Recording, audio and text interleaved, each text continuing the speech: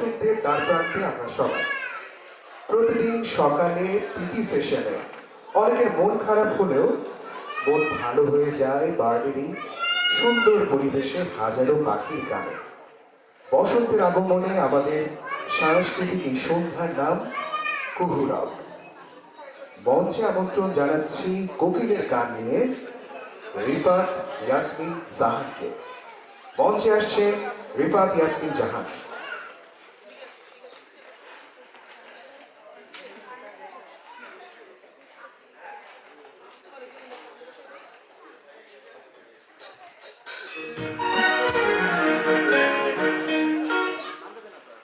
রাস্তায় আসার সময় আমি কোনো কোকিল দেখতে পাইনি, এখন দেখছি সব কোকিল আমার সামনে।